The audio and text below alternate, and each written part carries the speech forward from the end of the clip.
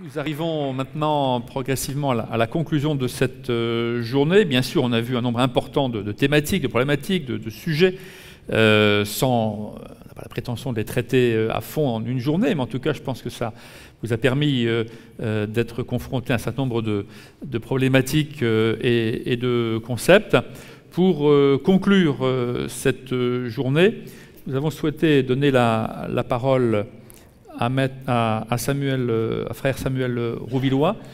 Pourquoi? Parce qu'il est important de replacer, on l'a bien vu, dans un contexte qui est quand même assez économique, industriel, lié à l'entreprise. On a vu que la place de l'homme est bien évidemment posée et interpellée en permanence sur cette question-là. Et encore, on n'a pas encore abordé les questions de mutation génétique, d'ADN, voilà, donc on est resté quand même très entreprise, mais ces questions-là, évidemment, on les a touchées du doigt et on a souhaité, bien sûr, toute réflexion est à placer dans un contexte beaucoup plus large, philosophique, spirituel, et c'est la raison pour laquelle nous avons souhaité demander à frère Samuel de nous rejoindre et de faire la conclusion à partir de la journée qu'il a entendue et qu'il va restituer.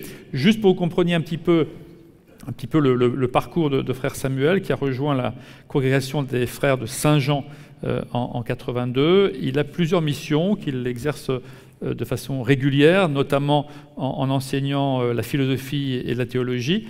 Il est également expert auprès du CJD et de l'APM, donc on voit son appétence à être confronté aux problématiques de l'entreprise, d'organisation et aux questions économiques, dans laquelle il va réintroduire la place de l'homme. Il travaille bien sûr avec de nombreuses entreprises qu'il a toujours considérées comme des acteurs majeurs de notre vie sociale, économique et politique. Et pour nous aider bien sûr à approfondir notre propre réflexion, je propose d'accueillir frère Samuel. Bon, comme vous voulez, ici, là, je vous laisse, parce que là, je vais vous avancer un petit peu face à la salle. Voilà, comme ça. Ouais, je vous laisse. Voilà. Merci. Alors d'abord, peut-être réagir un peu sur l'ensemble de ce que vous avez pu entendre, on a pu entendre aujourd'hui. En préparant cette journée, évidemment, je me suis reposé la question de savoir si l'expression d'intelligence artificielle était adéquate. Vous savez qu'il y a eu un grand débat dans les années 90. Enfin, beaucoup découvrent l'intelligence artificielle. C'est une question qui est aussi vieille qu'Alan Turing, et donc elle a presque maintenant plus de 50 ans. Je ne vais pas me lancer sur le fait que sémantiquement, c'est un mot qui est très gênant, parce que l'intelligence, c'est précisément ce que n'a pas l'ordinateur.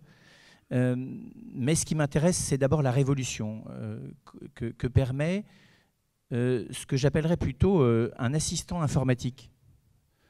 L'intelligence, elle est dans l'humain, c'est l'usage que j'en fais qui est intelligent. L'assistant lui-même, c'est-à-dire l'ordinateur, pour être clair, il n'y a pas d'intelligence artificielle en dehors de l'ordinateur, et l'ordinateur n'est que simplement, en raison même de sa nature, un assistant à la rationalité, pour être très précis. Déjà, quand on dit qu'il est un assistant à la décision, c'est très problématique. Il est capable, mais c'est sa puissance, et c'est sur quoi je voudrais réfléchir un peu avec vous, il est capable, au fond, d'aider à tout raisonnement, toute forme de raisonnement. Tout ce qui est rationalisable est assistable par un ordinateur, et donc il aide très précisément à la gestion de tout système complexe. Mais j'allais dire, il ne sait faire que ça, c'est-à-dire qu'il n'y a pas de saisie du sens, il n'y a pas de créativité au sens fort, il y a de la reproduction, il y a du remix, mais il n'y a pas de créativité au sens fort, évidemment. Comment y en aurait-il? Et la problématique, elle est aujourd'hui, mais je ne vais pas me lancer dans ce débat, que la vulgarisation doublée de l'imaginaire donne une image culturelle de l'intelligence artificielle très différente, mais c'est ce qu'on a entendu cet après-midi, de sa réalité aussi bien dans sa richesse que dans ses limites. Ceci dit, une fois qu'on a dit qu'il est un assistant informatique ou un assistant à la rationalité et qu'il peut aider l'humain dans la gestion de tout système complexe, on a dit quelque chose d'énorme. Ça veut dire que sa particularité est dans la capacité de gérer un nombre d'items ou d'objets d'une quantité quasi infinie, en tout cas beaucoup plus large que ce qu'une intelligence humaine est capable de gérer. Et il est aussi capable de gérer une certaine diversité d'objets, à ceci près qu'évidemment, cette diversité d'objets, il la réduit. Hein. Il n'y a pas de trois dimensions dans un ordinateur, il n'y en a que deux. C'est-à-dire qu'il n'y a pas de saisie du sens des choses. Autrement dit, l'intelligence artificielle est incapable de situer un objet dans sa relation à l'humain. Elle est capable de mettre en confrontation la rationalité d'un comportement et l'interaction entre la rationalité de ce comportement et l'objet qui interfère avec elle, mais il n'est pas capable de dire quel est le sujet de ce comportement, c'est-à-dire la personne, et encore moins ce que cet objet a à voir avec la personne elle-même. Autrement dit, il est totalement étranger à tout ce qu'est la personne dans sa réalité ontologique. Il n'est en interférence avec l'humain que donc sur ce qui est mesurable, quantifiable et représentable sous la forme d'une rationalité, pour être très précis d'ailleurs, d'une rationalité logique informatisable, c'est-à-dire une rationalité qui est quand même une rationalité de deuxième zone. Alors évidemment, ce qui est intéressant, c'est les domaines dans lesquels cette intelligence se déploie. D'abord, on l'a un peu évoqué aujourd'hui, mais ce n'était pas le sujet central, dans la dimension technologique et technique. Donc il y a une capacité à... Alors pourquoi est-ce que l'intelligence artificielle est en synergie particulière avec tout ce que sont les objets technologiques ? Je ne vais pas le développer là-bas, mais c'est parce que tous les objets technologiques ont comme issue une forme de rationalité qui est la rationalité scientifique, et qu'évidemment l'intelligence artificielle étant un ordinateur, elle est aussi issue de la même forme de rationalité. Donc il y a une homogénéité totale entre la technologie et l'ordinateur. Et donc les ordinateurs ont une capacité immédiate, beaucoup plus, oui, absolue quasiment, de gestion des objets technologiques en tant qu'ils sont technologiques. Deuxièmement, le deuxième grand domaine dans lequel l'intelligence artificielle est extraordinairement utile, c'est dans le domaine de l'information et de la communication. Et puis plus profondément, pour tenter qu'il y ait de la profondeur, c'est son analyse, sa capacité à analyser, oui, le comportement humain à partir, avec l'aide à la fois du codage et de l'algorithme. Et donc c'est très intéressant de voir que, évidemment, un ordinateur est incapable de comprendre ce qu'est un comportement humain, mais il est capable, à partir d'un certain nombre de données, on l'a souligné, et il faut bien que l'humain veuille bien se soumettre d'ailleurs veuille bien fournir des données, et des données qui soient capables d'être celles qu'utilise l'ordinateur. Donc il y a toute une convivialité qui consiste moins à adapter l'ordinateur à la personne qu'à adapter la personne dans sa capacité à fournir des données à l'ordinateur en question. C'est quand même très... Aujourd'hui, la docilité en gros des usagers d'écran et d'ordinateur à fournir les données qu'attend l'ordinateur est beaucoup plus grande qu'il ne le fera avec une personne humaine. Vous ne vous énervez pas devant une machine SNCF qui tarde à vous donner des billets, vous resettez, vous recommencez indéfiniment, mais vous ne tapez pas sur la machine, alors que vous metteriez à hurler sur le guichet. Enfin, autrefois, on tapait chez... Mais c'est les primitifs que nous étions qui tapaient sur la machine. Les jeunes ne tapent pas sur les machines, ça ne changera rien du tout. Que ce n'est pas des flippers ou des cherrybox.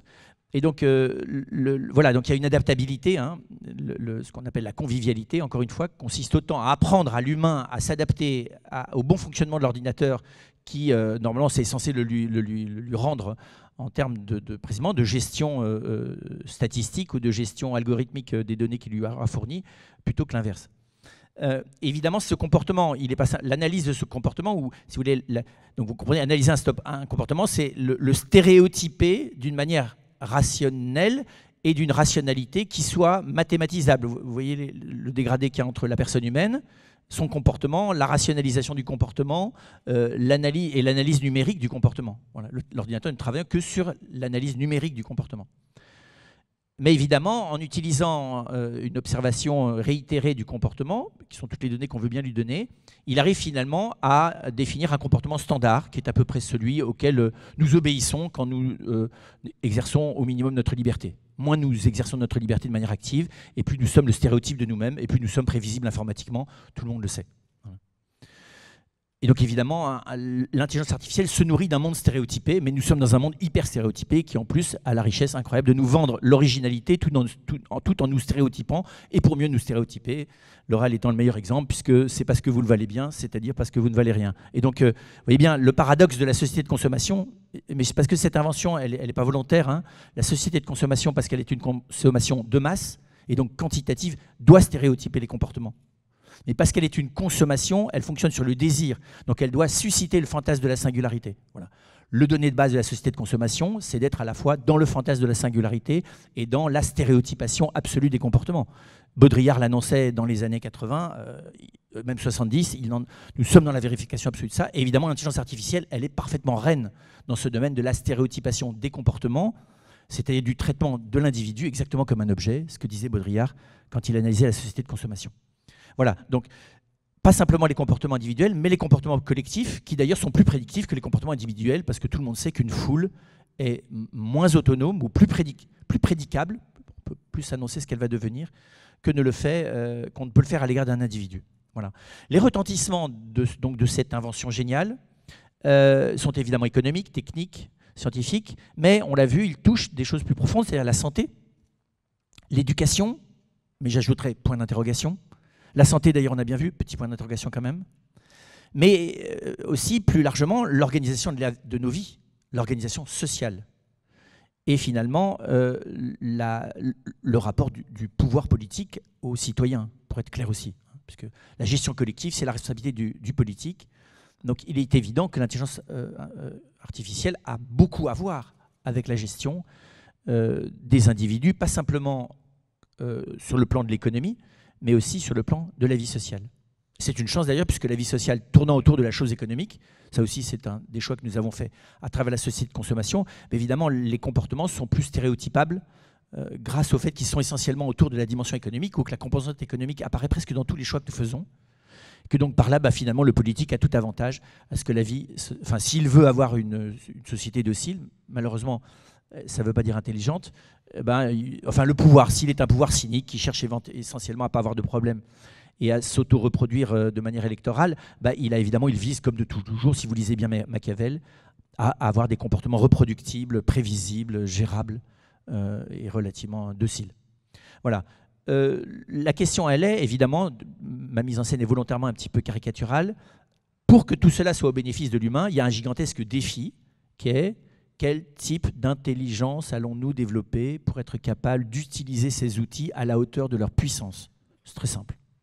De la même manière que nous nous sommes posé la question de savoir comment utiliser l'énergie nucléaire au service de l'humain, et pas simplement pour fabriquer des bombaches ou des bombas. De la même manière que nous sommes en train de nous demander, mais nous ne l'avons pas encore choisi, comment nous servir de l'énergie financière au service de l'économie dans sa composante humaine, mais nous n'avons pas encore fait les choix aussi courageux que l'invention des centrales nucléaires dans le domaine financier. La troisième question, c'est comment allons-nous nous servir, choisir de nous servir, et par quel procédé allons-nous nous servir de cet assistant au raisonnement d'une manière telle qu'il soit au service de l'humain. Et donc, la grande difficulté, c'est que les propositions d'assistance sont nouvelles, la découverte de cette assistance et de sa profitabilité pour l'humain sont aussi nouvelles, donc nous sommes dans une phase expérimentale. Il y a des domaines dans lesquels on peut tenter des expérimentations et puis s'aligner en fonction des risques au fur et à mesure, mais il y a des domaines dans lesquels il ne vaut mieux pas tenter les expérimentations parce que leurs dégâts sont éventuellement irréversibles. On aurait dû tester les effets d'une société de consommation de masse sur une société de 10 000 personnes avant de le tenter à l'échelle de l'ensemble de l'Occident. Je pense qu'on aurait évité de se lancer dans une odyssée économique absolument florissante, mais avec des effets collatéraux dont on sait aujourd'hui qu'ils sont profondément destructeurs, notamment de l'environnement. Et donc la question, elle est là. Là, nous sommes à ce moment-là, au moment où nous commençons à prendre conscience qu'il va falloir une forme d'intelligence ou une forme de sagesse capable de dominer ces outils. C'est de les comprendre, et ce n'est pas gagné. D'arriver à tracer leur lieu d'employabilité au service de l'humain. Troisièmement, d'anticiper les effets secondaires d'une employabilité qui peut, dans lequel il y a un deal à faire, parce qu'il y a des domaines dans lesquels elle est inhumaine à court terme, mais humaine à long terme. Enfin, vous voyez, les choix ne sont pas simples, les choses, elles ne sont pas humaines ou inhumaines. Je peux faire Nagasaki, ça a permis d'arrêter la guerre avec le Japon. Et le choix, il a été celui-là. Et donc, le fait de perdre à court terme pour gagner à long terme, tout le monde fait ces choix-là. On sait que si on veut siéger à une table internationale au niveau militaire, il faut avoir un certain nombre de soldats de son pays qui soient morts dans le conflit. Si personne n'est mort de votre pays, vous n'êtes pas crédible. Et donc, il y aura des morts pour pouvoir siéger à la table. C'est du cynisme, c'est du cynisme. Non, ça s'appelle de la réelle politique, ça s'appelle simplement la réalité humaine. Tout le monde sait que... Alors on dit oui, il faut prendre des risques. Non, il y a des calculs à mener sur le fait qu'il y a des choses qui sont dommageables pour certaines personnes, mais dont on estime qu'elles sont bénéfices pour le grand nombre. Voilà, c'est ça les calculs difficiles à faire. Et ça, ce n'est pas la question des voitures autonomes qui vont devoir décider si on tue la grand-mère ou si on tue la jeune femme enceinte. Ces calculs-là, le politique, c'est-à-dire la gestion du collectif, ne cesse de le faire depuis toujours. Une entreprise de 10 000 personnes ne cesse de sacrifier les uns pour le bien-être des autres. Je veux dire, tous les choix collectifs sont de cet ordre-là, même dans une famille. Quel est le temps qu'on consacre à un enfant handicapé par rapport aux autres? Des fois, les autres vont vous le reprocher toute votre vie parce qu'ils estiment que vous avez trop investi pour eux et pas assez, pour cet enfant et pas assez pour eux. Voilà. Donc ce choix, vous voyez, il n'y a pas de choix binaire, ce n'est pas le bien ou le mal, c'est plus compliqué que ça.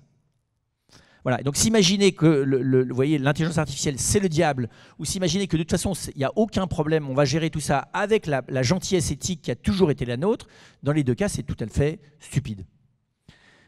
Par contre, si j'essaye d'analyser, au fond, tout à l'heure, quelqu'un disait, j'ai pas retenu qui c'était, qui disait qu'au fond, ça va permettre de développer de la transversalité de l'intelligence. Évidemment, parce que si vous devez gérer tout ça, vous avez intérêt à avoir l'intelligence transversale. L'exercice de transversalité pendant cette journée était assez manifeste. Donc ça va développer l'intelligence transversale, l'intelligence empathique, l'autonomie et la responsabilité. Formidable. Sauf qu'on n'a jamais vu une machine développer aucune vertu éthique chez la personne qui l'utilise.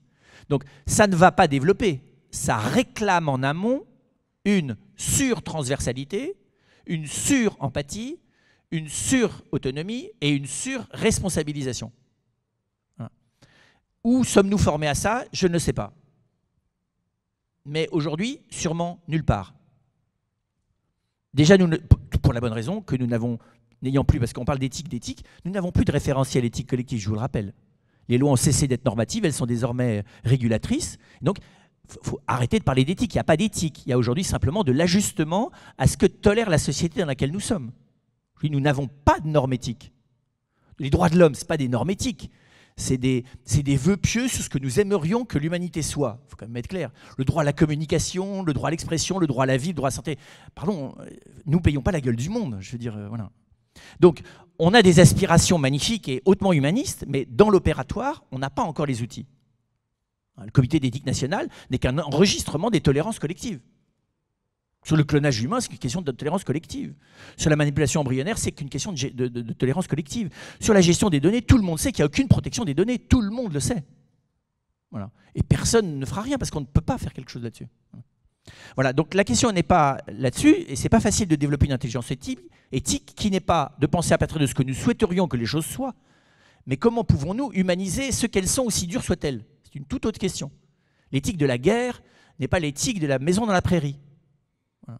Et nous sommes, à mon avis, dans les urgences et les défis qui sont menés à nos intelligences éthiques, plutôt en état de guerre, c'est-à-dire d'urgence dans lesquelles il est difficile de penser, avec des choix qu'il faut faire urgemment, parce que, vous l'avez bien compris, personne ne nous attend. Hein, voilà. Tout à l'heure, je réfléchissais, un écosystème, ça réclame une éco-sagesse, non? Parce qu'un écosystème, il n'est pas tellement éco si c'est les machines qui sont l'écosystème. Si l'écosystème, c'est l'alliance entre les financiers, les technologues et les développements marketing, ça ne s'appelle pas un écosystème. Si dedans, le citoyen dans son humanité n'est pas présent. Alors s'il est présent simplement à travers un comité d'éthique qui dit « mais là, vous empiétez peut-être légèrement trop, ça serait bien qu'on discute avec votre manière d'empiéter dans ma vie privée », c'est gentil. Ça, c'est pas, vous voyez, comprenez, les acteurs ne sont pas à puissance égale. Donc ma question est de savoir, et elle est très délicate, est-ce que l'éthique a des moyens d'agir qui ont la puissance des autres acteurs? C'est ça la question. Ou est-ce que c'est simplement un enregistrement de ce que, affectivement, nous tolérons mal pour l'instant? Parce que nous ne sommes pas encore assez en osmose profonde avec l'intelligence artificielle. Voilà. Donc je pense qu'elle nous lance un grand défi, c'est que voulons-nous vivre? Quelle est la modalité d'existence que nous allons choisir d'avoir? Et à la lumière de ça, quel type d'usage de cette intelligence nous allons décider personnellement et collectivement? Collectivement, on ne va pas vous consulter individuellement, donc c'est déjà joué en grande partie. Mais maintenant, voilà. Et donc je pense derrière que l'individu ne suffira pas, il faudra que la forme d'intelligence qui est la seule à être capable d'humaniser l'usage de l'intelligence artificielle, c'est l'intelligence collective. C'est l'intelligence en réseau, qui est précisément une capacité de gestion de la diversité, de gestion de la complexité et d'anticipation, non pas statistique mais humaine, qui est, comprenez bien, à peu près la puissance, même si elle n'a pas les mêmes moyens, parce que l'intelligence humaine n'a pas de moyens, alors que la technique en a, mais qu'elle est à peu près une capacité à faire face à la puissance organisationnelle, à la puissance prédictive, et la puissance, comment dire ça, c'est Matrix, quoi, hein, de vous proposer un mode d'existence auquel vous allez vous adapter, plutôt que de les adapter à l'existence que vous voulez vivre. C'est quand même ça, simplement, la question. Alors, évidemment, on peut dire qu'il y aura un saut générationnel, que les vieux dinosaures résisteront un peu en rêvant encore à l'écologie douce, enfin, vous voyez, et à vivre en contact avec la nature, voilà.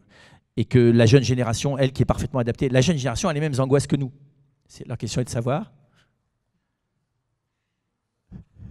Excellent. Non, ceci dit, c'est une très bonne question. Tout à l'heure, je me suis demandé s'il ne fallait pas dire que, finalement, l'intelligence artificielle est celle qui se propose d'être religieuse, c'est-à-dire de mettre en relation la totalité des humains au nom d'une transcendance collective qui serait précisément la forme de vie qu'elle est capable de nous proposer. Bon, je vous laisse réfléchir là-dessus. La science-fiction n'a pas arrêté de réfléchir. Enfin, il est temps maintenant de revoir nos bons films de science-fiction pour nous apercevoir qu'ils étaient prophétiques et que même s'ils ont des formes un petit peu folkloriques dans la manière de poser les questions, je ne suis pas du tout certain qu'ils ne soient pas pertinents dans ce qu'ils émettent. Voilà. Et donc la grande question, elle va être que va falloir-t-il développer pour être face à ça? D'abord de l'ancrage. C'est-à-dire que la relation de l'homme à sa conscience, et j'ajouterai à son corps, ne soit pas médiatisée. C'est la liberté de l'individu par rapport à sa culture. Hein. Le propre de la philosophie, c'est de libérer l'homme de la culture. C'est ce qu'a inventé Socrate. Qu'elle soit religieuse, quel qu'elle soit son type, de le libérer de la culture, c'est-à-dire des pré-représentations dans lesquelles spontanément la collectivité l'enferme. C'est ça la philosophie. Et donc je pense qu'on a besoin de philosophie plus que jamais. C'est-à-dire au fond, comment se dégager des représentations culturelles dans lesquelles nous sommes, c'est pas évident non plus, et comment se dégager précisément de toutes les médiatisations que les outils technologiques me proposent vis-à-vis de moi-même. Comment être capable de se retrouver soi-même ou de se trouver soi-même? C'est quand même la grande question. Donc ça veut dire de l'ancrage, mais ça veut dire plein de choses, par exemple l'intériorité. Comment développer... comment est-ce que l'intelligence artificielle peut développer certaines facultés, mais il y a des facultés qu'elle ne pourra jamais développer. Par exemple, c'est celle de l'intériorisation. Par définition. Puisque l'intelligence de l'intériorité est d'une autre nature que la rationalité. La rationalité ne dit rien du tout à l'intelligence du cœur. L'intelligence du cœur ou l'intelligence de l'intériorité, elle est, encore une fois, elle échappe, comme elle échappe totalement à la science, qui n'est capable que d'analyser les effets chimiques de vos émois amoureux, mais qui est incapable de vous dire ce que c'est que d'aimer, qui est capable de vous dire ce que c'est que de choisir, ni ce que c'est que de prier, même si elle peut analyser votre cerveau et vous apercevoir qu'à certaines conditions de méditation, voilà, votre cerveau émet des ondes qu'il n'émet pas quand vous êtes en état de suractivité. Très bien, mais la nature même de cette vie intérieure, que ce soit le choix d'autrui, que ce soit la liberté, le courage, l'amour ou la prière, quoi qu'il en soit, l'intelligence artificielle est complètement... Et ça n'est pas gênant, elle est, comme la science, totalement étrangère à tout ça. Voilà. Mais il est évident que si tout ça doit ultimement servir ma relation à autrui, mon engagement envers autrui, ma confrontation à moi-même et ma confrontation à ma mort, parce qu'à la fin quand même c'est la confrontation à l'au-delà de moi-même, voilà, il faut bien que je la développe quelque part. Et l'environnement, un environnement très fortement marqué par l'usage génialissime de l'intelligence artificielle ne me développe pas comme tel cet espace de débranchement, de déconnexion, de cessation de l'interaction, qui s'appelle se retrouver avec soi-même. La deuxième chose, évidemment, c'est la créativité. Quels sont les domaines dans lesquels la créativité humaine sera irremplaçable, parce qu'elle est par nature aussi d'une nature différente de la rationalité, et que l'intelligence, la créativité comme telle n'est pas rationalisable complètement, on le saurait. Les artistes ne sont pas des grands rationnels. Et jusqu'à nouvel ordre, voilà, si vous cherchez dans le domaine de l'art, il n'y a rien qui soit proprement de la créativité, au sens fort du terme, artistique du terme, hein. La création symbolique qui soit sortie d'une quelconque machine. Même si l'intelligence artificielle est tout à fait aidante quant à fournir un matériau, quant à permettre une expression. Ça, tout à fait. Plus profondément, c'est l'intelligence évidemment de la personne qui va être l'enjeu décisif éducationnel, mais aussi auto-éducatif. Enfin, vous voyez, l'auto-éducation que nous avons à avoir envers nous-mêmes, ou de formation, puisque c'est le mot qu'on utilisait. Bien sûr, nous allons devoir nous former à l'usage de ces outils, mais il faudrait que nous nous formions en parallèle à l'apprentissage de nous-mêmes en proportion de l'usage de ces outils, pour qu'ils ne décident pas précisément voilà, de mon existence, ou de l'organisation de mon existence. Pas simplement une intelligence de soi, mais aussi une intelligence collective, c'est-à-dire une intelligence de la coopération humaine. Et je pense qu'il y a une grande clé, et vous allez le comprendre, c'est que la richesse, en fait, je pense, de l'intelligence humaine et de l'intelligence de la coopération avec les autres, comme de l'intelligence de soi, c'est une intelligence de la fragilité. Et s'il y a bien quelque chose que ne connaît pas l'intelligence artificielle ou la machine, c'est la fragilité. Alors la fragilité me semble la caractéristique positive de la forme humaine d'exercice de l'existence. La richesse de notre vie, c'est sa fragilité, parce que c'est elle qui nous tourne vers autrui, qui nous tourne au-delà de nous-mêmes, qui nous fait chercher à connaître mieux, qui nous fait essayer d'apprendre, qui nous fait nous ouvrir à plus que nous-mêmes. Si nous étions dans l'autosuffisance, toute puissance, tranquille, confortable et agréable, voilà, nous ne serions que des monades closes sur nous-mêmes. Si nous sommes ouvertes à plus, c'est bien parce que nous ne nous suffisons pas à nous-mêmes et que nous sommes en quête de plus. Et donc je pense que là, il y a une espèce d'intelligence collective de la fragilité. Et donc je pense que voilà, l'avenir aussi bien d'ailleurs dans l'entreprise qu'en dehors de l'entreprise, de toute forme de communauté humaine, de toute forme de collectivité humaine dans les années qui viennent, mais déjà c'est déjà vrai aujourd'hui, va être entre cette intelligence collective de la fragilité, entre ce vrai réseau humain, entre cette capacité à débrayer quand l'intelligence artificielle ne peut absolument plus rien pour nous, parce que ça n'est pas son domaine, pour développer un espace d'existence qui ne soit pas concurrentiel, mais qui soit comme voilà, qu'il soit serti par l'écrin de l'intelligence artificielle, j'ai pas de problème, pourvu que nous soyons nous-mêmes le diamant. Et donc développer cette forme d'intelligence politique, éducative, de formation, de savoir-vivre, tout en apprenant autant que possible l'usage de ces technologies pour pouvoir les mettre exactement au service précis de ce que nous voulons en faire, voilà, va être le grand défi. Et vous comprenez bien, c'est là que l'intelligence à plusieurs est nécessaire, parce que certains auront plus d'aptitude à l'usage de ces outils et à leur fabrication, mais risqueraient d'en avoir moins quand voilà, la capacité à revenir à eux-mêmes dans leur profondeur, et d'autres se permettront voilà, d'avoir moins les outages des outils ou d'en faire l'économie, parce qu'ils se dispensent d'être connectés, en tout cas plus d'une fois par semaine, mais par contre, ils ont d'autres aptitudes. Là-dessus, Matrix, tome 3, enfin, est une bonne solution. Relisez, j'allais dire Matrix, grande œuvre littéraire, même si elle est cinématographique, qui décrit exactement ce deal-là, c'est-à-dire qu'il faut bien qu'il y ait des gens en dehors de la matrice et des gens capables d'être... Des gens qui choisiront d'être dans la matrice, bien sûr qu'il y en aura, il y en a déjà d'ailleurs, donc qui auront renoncé définitivement à leur identité profonde pour une fausse identité que leur procure ce monde, mais why not, c'est vrai depuis toujours. Et puis, il y a ceux qui seront les passeurs, qui arrivent à vivre une partie dedans, une partie dehors, voilà, mais qui ont besoin de ceux qui sont dehors pour pouvoir ressortir dehors.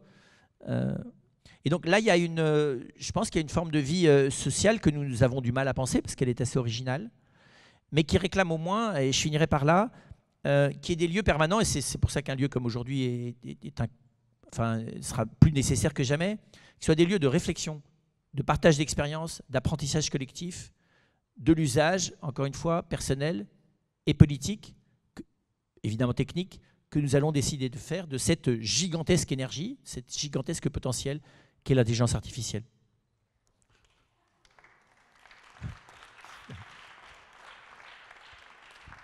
Ça, c'est très bon, ça.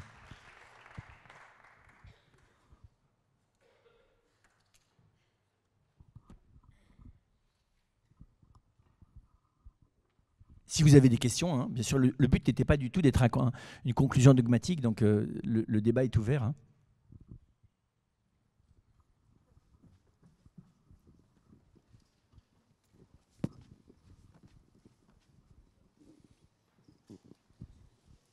Alors, Augustin Leroy, donc n'y a-t-il pas une contradiction, un paradoxe à vouloir humaniser la machine et déshumaniser l'humain ? Tout à fait, c'est pour ça que je pense qu'il ne faut pas vouloir humaniser la machine. J'aime bien, moi, qu'on lui laisse sa brutalité. On parlait tout à l'heure de transparence. Qu'à un moment donné, je plaisante, hein, mais que de manière récursive, la petite boîte Google te dise « En fait, je me fous de toi parce que je suis une machine, je suis là pour alimenter Google, et toi, ta tête, j'en ai rien à faire parce que je ne l'ai jamais vu de ma vie », ce serait bien une fois par jour qu'elle vous dise ça, la machine. Qu'elle vous rappelle à son inhumanité. Voilà, c'est ça que je veux dire. Donc la convivialité, elle a ses limites parce que c'est de la manipulation. Faire semblant d'être quelqu'un qu'on n'est pas pour obtenir ce qu'on veut d'autrui, ça s'appelle de la manipulation. C'est pas la machine qui manipule, mais voilà. Donc là, il y a quelque chose de j'aime bien la notion de transparence. Et donc je pense qu'il faut que la machine se mette intelligemment à mon service, oui, mais qu'elle fasse pas semblant, que les gens qui programment ça se débrouillent pas pour que ça fasse semblant de me comprendre. Le jour où le petit Robic, ou je ne sais pas comment il s'appelle, le robot là-bas, va parler, vous voyez, pour endormir l'enfant en lui disant 3 fois le compte avec la voix de la grand-mère et conseillé par un psychanalyste pour avoir les bonnes intonations pour guérir ses névroses, là je dis ça commence à craindre. Voilà. Non mais vous riez. Gulli a déjà servi à ça, d'accord ? Et c'est demain. Quelles sont les mamans, mais je vous le demande, qui pètent les plombs parce que de toute façon leur enfant ne s'endort pas, qui résistera au petit robot, encore une fois, ou l'hologramme programmé de la grand-mère, voilà, qui pourra d'ailleurs se démultiplier avec plusieurs petits-enfants à l'échelle du monde, et qui va vous raconter toutes les histoires sur le ton que vous aimez, parce que vous aimez la grand-mère. Voilà. Donc c'est pour dire que... Et puis précisément, c'est ça qui évitera aussi de déshumaniser l'homme. C'est-à-dire qu'il reste, lui, dans son originalité, en sachant exactement avec quelles précautions on peut adorer les jardins et aimer conduire une voiture de course. On peut être heureux de profiter de ce qu'il y a d'absolument fabuleux dans un ordinateur, mais de s'apercevoir qu'il y a un endroit où il y a des plaisirs, et il y a une richesse et une profondeur de l'existence vis-à-vis duquel il restera simplement une espèce de, même pas d'écran numérique, une espèce de machine électrique, quoi. Qui le jour d'ailleurs où il n'y a plus de courant est définitivement mal, quoi. Voilà, donc je pense qu'effectivement, il ne faut pas trop chercher à humaniser les outils pour ne pas déshumaniser les humains. Alors, que la machine nous rende plus humains, je ne vois pas de manière directe. De manière indirecte, vous avez raison. De manière indirecte, elle le peut. Par exemple, la manière dont la machine peut me débarrasser d'une inquiétude permanente. Vous voyez alors, je veux dire, je ne vois pas comment une machine pourrait vous poser des questions. Que les gens qui ont programmé la machine et qui vous ont inventé un programme qui s'appelle Plataristote ou Aristote ou Platon ou qui vous voulez, et qui est chargé tous les jours de vous faire mener une petite réflexion existentielle, vous voyez, un petit logiciel spirituel, quoi, qui pose quelques questions philosophiques selon vos obédiences, d'ailleurs religieuses ou intellectuelles, et qui vous aide à faire un petit temps de méditation interrogative pour répondre à des questions qui vous maintiennent en forme. Pourquoi pas? Je pense qu'il vaudrait mieux essayer d'aller discuter avec votre voisin, mais ça risque d'être plus difficile.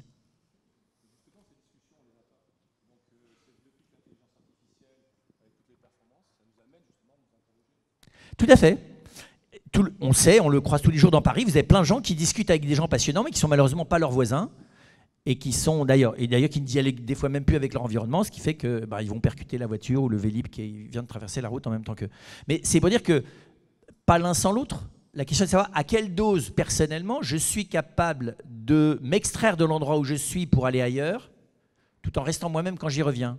Je me souviens très bien au début de l'informatique des ordinateurs individuels, les moines de Solesmes avaient observé que pour 1 heure d'ordinateur, il fallait 1h30 ou de spaciment, de marche à pied, ou de prière, pour se désintoxiquer des effets que pouvait avoir.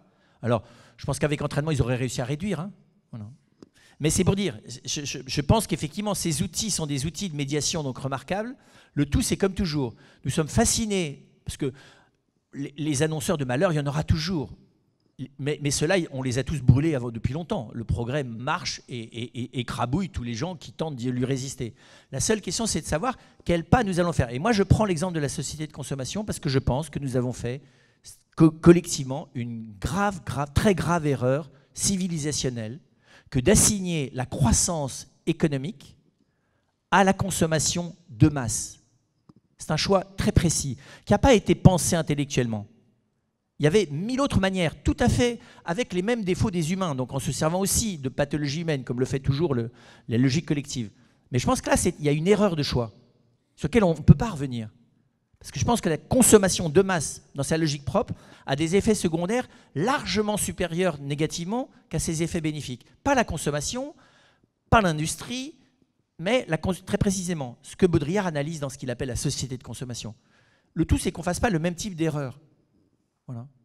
Vous l'avez, on a commencé à se précipiter sur les écrans comme moyen d'éducation des enfants. On commence à avoir, vous le savez, les résultats scientifiques qui font que les connexions du cerveau ne se font pas de la même manière, mais on le sait par observation depuis 30 ans, que l'intelligence associative n'est pas une intelligence analytique, que jamais l'intelligence associative ne remplacera l'intelligence analytique, puisque c'est le propre de ce qu'on appelle le sevrage rationnel dans l'éducation d'un enfant, de passer de l'intuitif à l'analytique.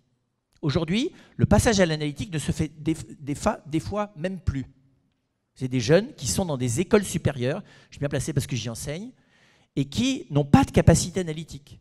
Ils ne réfléchissent que par association. Donc ils ne sont pas capables de différencier dans un phénomène son apparence et sa structure interne. Je dis, ça pose des problèmes de conscience humaine, de capacité de distanciation critique et de responsabilité personnelle et politique. C'est simplement ça que je veux souligner. En parlant d'apparence, comment ça se fait qu'on s'obstine à donner une apparence humaine à des robots ou des avatars ou des agents conversationnels? Enfin, on ne l'a pas fait jusqu'à maintenant pour d'autres technologies, par exemple, forcément pour des avions ou des motos qui vont ressembler à des chevaux ou des oiseaux. Pourquoi absolument on cherche à ce que les robots ressemblent à des êtres humains Est-ce que c'est une bonne chose ou pas? Il y a plein de raisons.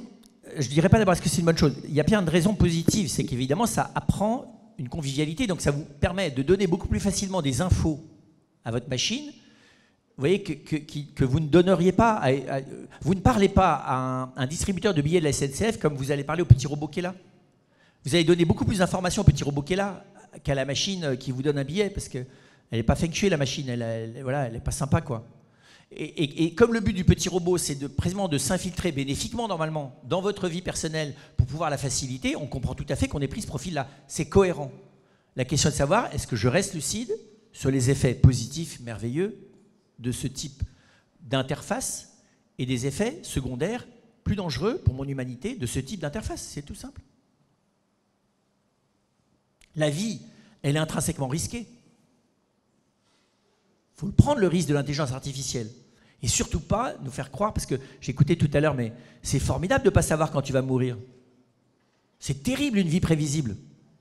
Il n'y a rien de plus triste que de se lever le matin avec un indicateur de tu as 70% de chances de pouvoir te prendre une voiture, 40% de possibilité d'infarctus, 10% de rencontres amoureuses vu ta disposition affective selon le test endocrinologique du matin. Voilà. Et donc, je dirais l'imprévisibilité, l'inquiétude de l'imprévisibilité. Parce qu'à la fin, la vraie question, c'est la peur.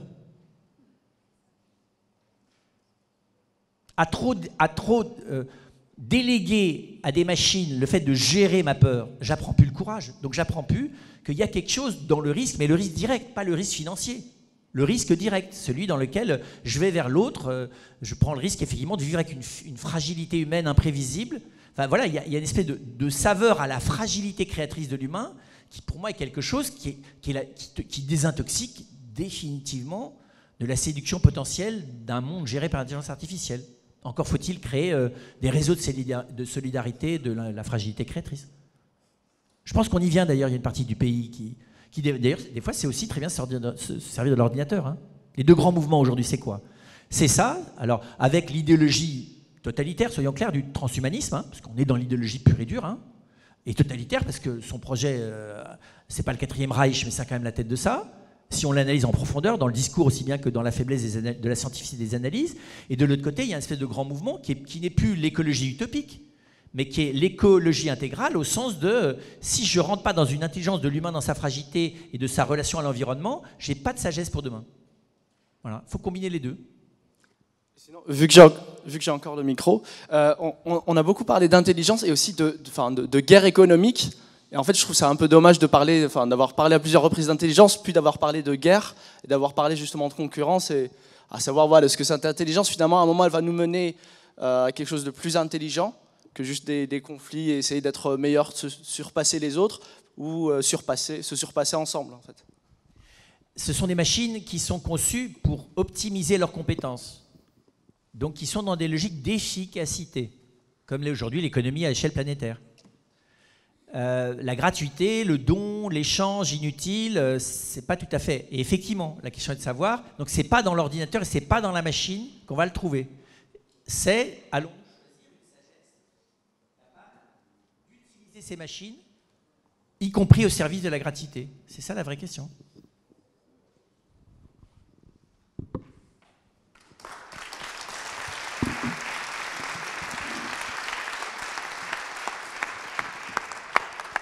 Je voulais vous remercier infiniment d'avoir apporté un peu de sens à toute cette problématique d'interaction entre l'homme et la machine.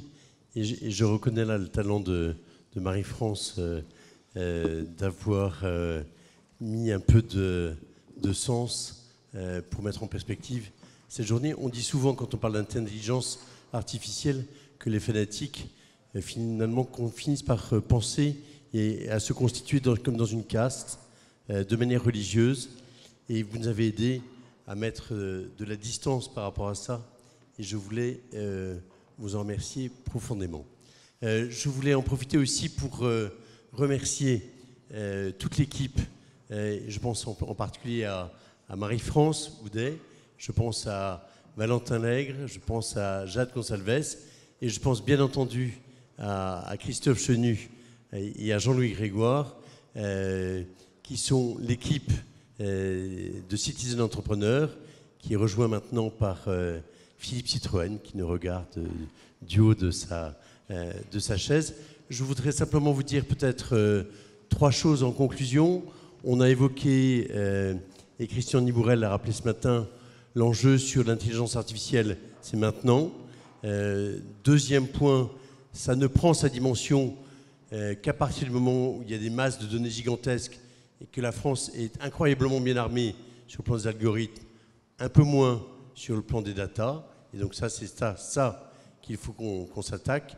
Et puis troisième point, Frère Rouvillois l'a rappelé à la fin, c'est l'enjeu du sens, de l'explicabilité et de se rappeler de ne pas faire d'assimilation entre l'homme et la machine. Les prochaines étapes, c'est bien entendu la conférence annuelle des entrepreneurs en 2018 et d'autre part, l'appel à candidature pour la délégation qui représentera la France au G20 des entrepreneurs qui aura lieu au mois de septembre 2018. Encore une fois, du fond du cœur, un très grand bravo et un très grand merci à toute l'équipe qui a fait une journée absolument remarquable.